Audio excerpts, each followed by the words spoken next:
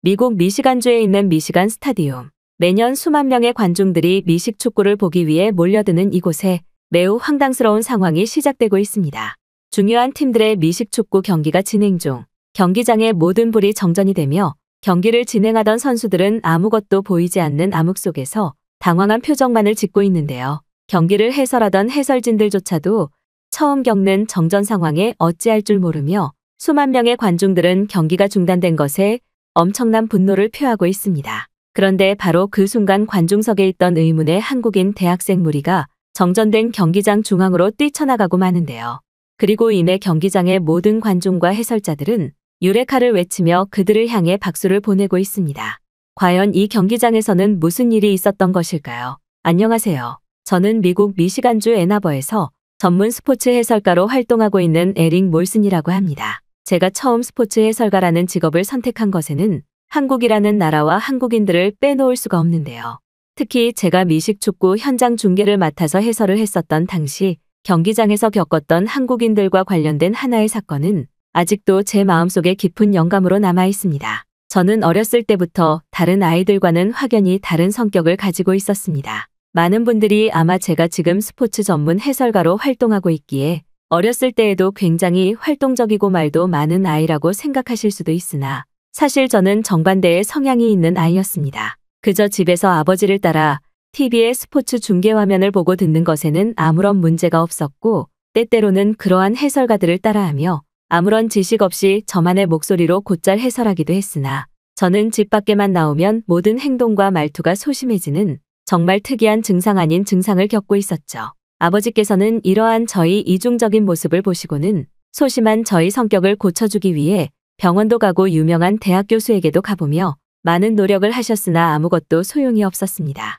어렸을 때부터 이미 제가 좋아하는 미식 축구 분야에서는 전문 해설가로서의 꿈을 키워오는 것은 물론 다양한 축구 중계들에서는 캐스터로 활동하기를 원했던 저는 점점 전문 해설가로서의 취업 준비를 하면 할수록 제가 가진 소심한 성격이 아무 도움이 되지 않는다는 것을 깨닫게 되었죠. 그때 당시 저에게는 많은 친구들이 있었지만 대부분의 친구들이 이러한 저의 모습을 보고는 너는 절대 수만 명, 아니 수십만 명의 관중 앞에서는 해설을 할 수 없는 태생적인 문제를 가지고 있다는 말과 함께 저를 강하게 비판했었죠. 하지만 모든 친구가 이런 것은 아니었습니다. 제가 다니고 있던 학교는 예체능 분야로 유명한 국제학교였는데 그곳에서 저와 친해진 한국인 친구들은 오히려 이러한 저의 모습을 보고는 그것이 오히려 더욱 장점이 될 수 있다면서 다른 미국인 친구들과는 전혀 다른 사고방식의 조언을 보여주었기 때문입니다. 그 한국인 친구들도 각종 음악이나 체육과 관련된 예체능 능력을 키우기 위해 미국의 국제학교로 온 것이었는데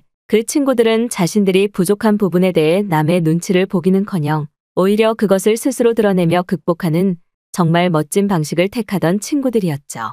현택이라는 한 한국인 친구는 어느 날 저에게 자신도 축구선수로서의 능력을 키우기 위해 지금의 국제학교에 왔지만 사실상 축구를 하다 보니 오히려 기계나 전기에 더욱 관심이 있다는 것을 알게 되었다면서 자신 또한 저와 똑같은 고민을 가지고 있다며 저를 위로해주기도 했습니다. 그러던 어느 날 저는 부모님으로부터 사실상 버림받게 되는 통보를 받았습니다.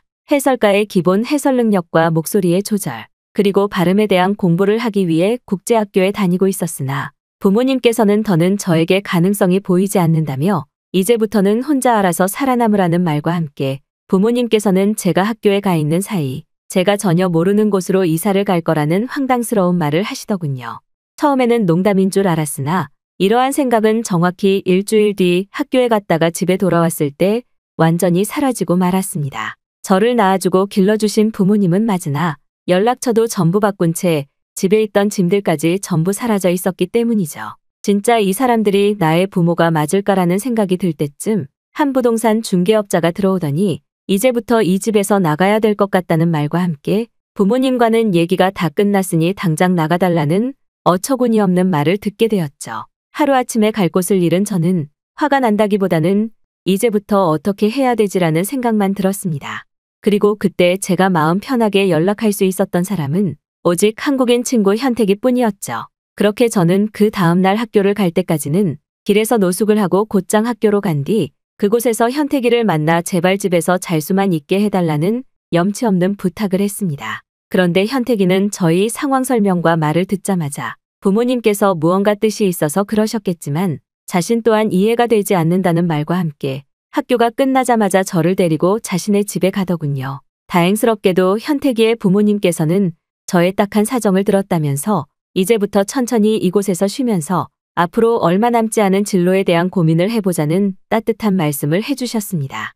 매일 저한테 구박을 하고 이룰 수 없는 꿈인 해설가의 시간을 낭비할 바에는 밖에서 아르바이트를 해 돈을 벌어오라는 저의 부모님과는 전혀 다른 모습이었기에 저는 더욱 당황할 수밖에 없었죠. 현택이 부모님들의 따뜻한 모습과 가치관에 저는 심적 부담감이 많이 사라지게 되었고 내친 김에 저희 꿈과 고민에 대한 얘기도 털어놓게 되었습니다. 그런데 제 말을 들으신 현택이의 한국인 부모님들께서는 저의 얘기를 들어주시기만 할 뿐 그저 너는 5년 뒤 해설가가 되어 있을 것 같은데라는 황당스러운 얘기만 하시면서 아무런 해결책도 주지 않으시더군요. 힘들게 고민을 털어놓았지만 왜 해결책을 주시지 않는 거지라는 생각을 하고 한 달쯤 그 집에서 지내게 되었을 때 어느 날 문득 깨닫고 말았습니다. 아무런 해결책을 주시지 않는 것이 곧 저희 심적 부담감을 덜어주었다는 사실을 말이죠.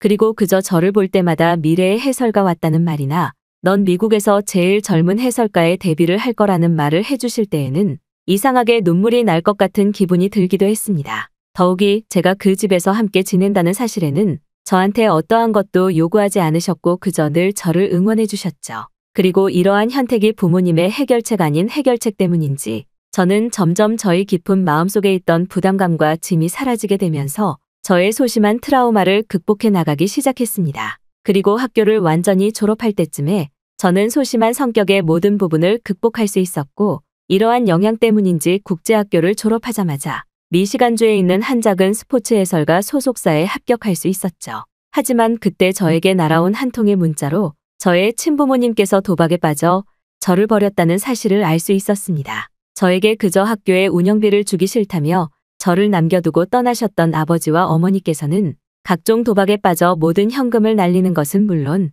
가지고 있던 집과 차시계까지 전부 잃어버리게 된 것이었죠. 그리고 저에게 날아온 문자는 그러한 부모님의 도박 빚을 대신 갚으라는 채무와 관계된 사람들의 연락이었습니다. 이제 막 저의 꿈을 이루는 첫발을 내디뎠는데 부모님께서 남기고 떠난 도박빚 때문에 모든 것이 보이지가 않았죠. 그렇게 약 5시간 정도를 길에서 방황을 하던 저는 결국 다시 현택이의 부모님과 현택이가 있는 집으로 돌아가게 되었습니다. 그런데 집에 돌아왔을 때에는 식탁 위에 하나의 쪽지만 있을 뿐 그 누구도 집에 없더군요. 그리고 그 쪽지에는 한 병원의 전화번호와 위치가 적혀 있었습니다. 전화를 걸어봤지만 아무도 받지 않았고 저는 뭔가 불안한 마음에 병원으로 달려가게 되었죠.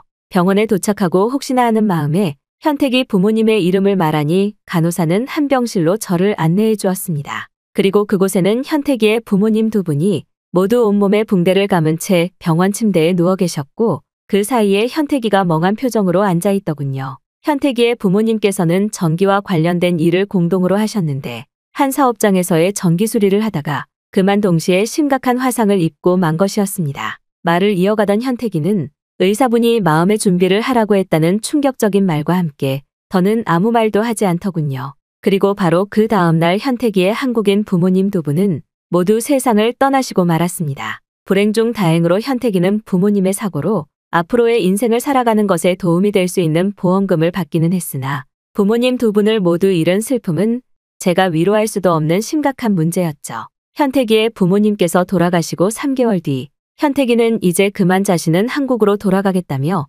저에게 작은 봉투를 남긴 뒤 한국으로 말도 없이 사라졌습니다. 그리고 그 안에는 저희 부모님께서 남기신 도박 빚의 금액과 똑같은 돈이 현금으로 들어있었죠. 부모님을 잃은 슬픔에 휴대폰도 없앴던 현택이는 그렇게 하루아침에 저희 눈앞에서 사라지게 되었습니다.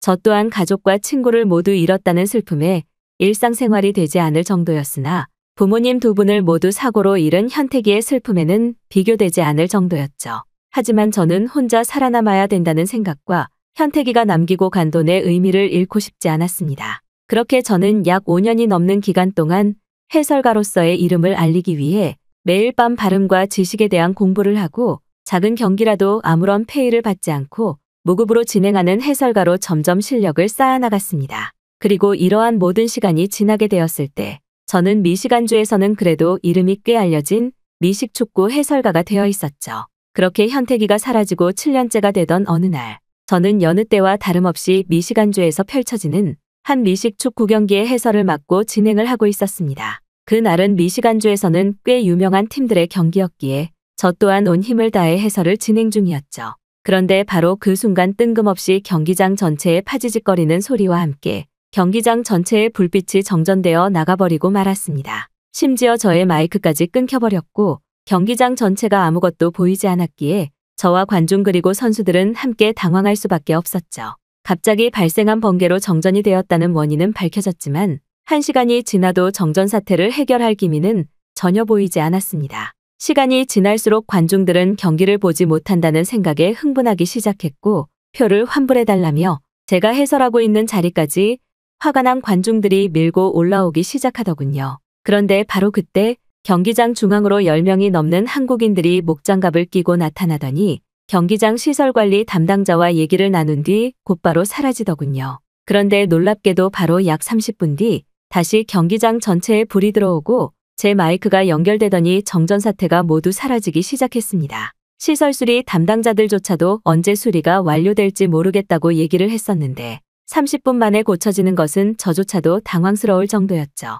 그런데 바로 그때 시설 담당자들이 무전기를 통해 내뱉은 말은 제 귀를 의심하게 만들었습니다. 한국의 서울대학교에서 전기와 관련된 실무 산업을 다루는 대학원생과 실제 전기시설 현장 수리 능력이 있는 한국인 관광객들이 경기장의 정전 원인을 곧바로 파악하고 함께 수리를 진행해 30분도 채 되지 않는 시간에 정전의 원인을 찾아 전기를 고쳤다는 상식 밖의 상황 설명이 이어지기 시작했기 때문이죠. 저는 오래전 현태기가 떠오르며 너무나 고마운 마음에 관중석분들에게도 이름을 알리기 위해 전기수리 담당자분에게 그 한국인분들의 이름을 물어봐 달라고 했고 그 뒤 들려온 대답은 더욱 충격적이었습니다. 그 이름 중 한 명은 바로 약 10년 전 저를 도와주었던 현태기의 이름이 있었기 때문이죠.